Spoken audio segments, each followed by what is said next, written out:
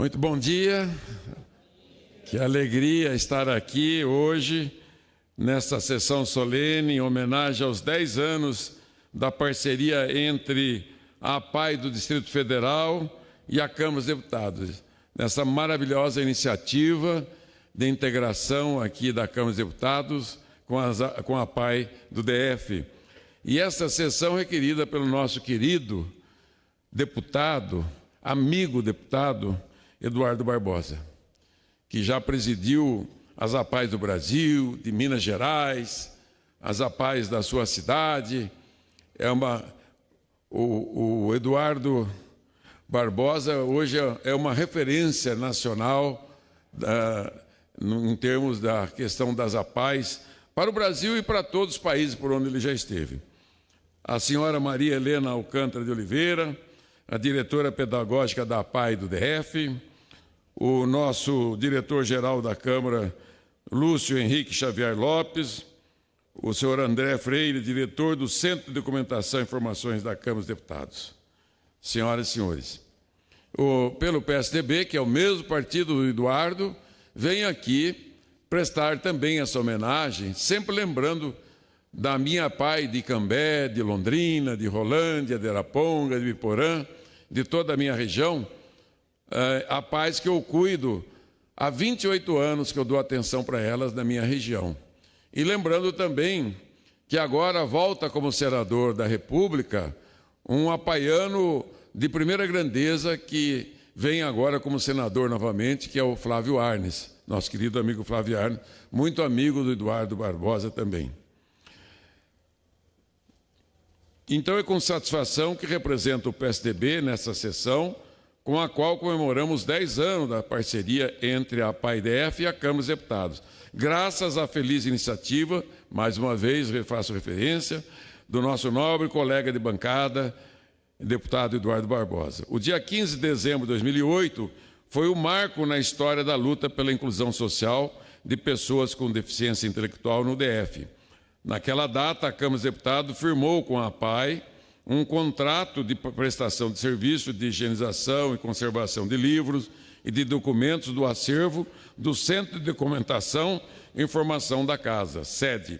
O contrato foi precedido por um curso de qualificação de duração de 1 ano e 2 meses na Biblioteca Central da Universidade de Brasília. A primeira turma contratada pela Câmara dos Deputados, há 10 anos, era constituída por 8 pessoas com deficiência e um instrutor apoiador. Observá-la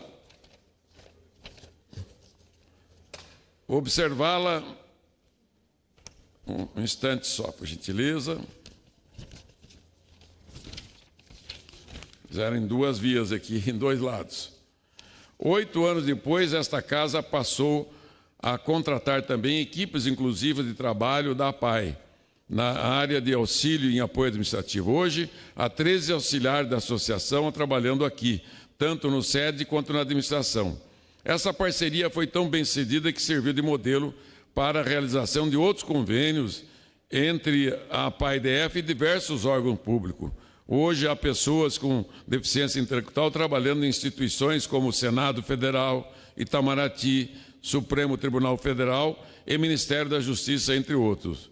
Senhor presidente Eduardo, nobres colegas, desde 91, há 27 anos, portanto, temos uma lei determinando que as empresas com 100 ou mais empregados devem empregar de 2% a 5% de pessoas com deficiência, com qualquer tipo de deficiência física ou intelectual. O que acontece, no entanto, é que esta lei é amplamente descumprida e mesmo nos casos de empresas que buscam observá-la, as pessoas com deficiência intelectual são quase sempre preteridas. A justificativa mais costumeira dada pelos empregadores é que não há entre o universo de pessoas com deficiência, sobretudo entre aqueles que apresentam deficiência intelectual, profissionais suficientes qualificados para compor seus quadros funcionários. Quero destacar aqui a empresa Pado, lá em Cambé, que emprega muitas pessoas com deficiência, e homenageio ali o Alfson Gardman, né? E também o presidente da APAI de Cambé, que é o Erasmo de Paulo Machado, que tem feito um belíssimo trabalho de integração como este aqui. E gostaria de lembrar que, num passado não tão recente, houve no mundo inteiro um esforço para que se mudasse o paradigma que regia a dinâmica entre as pessoas com deficiência e a sociedade.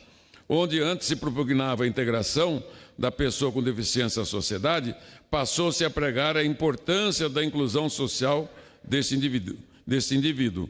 Esta troca de conceitos significou uma verdadeira revolução, pois a inclusão atribui à sociedade o dever de se adaptar para receber bem esta parcela da população e não ao contrário.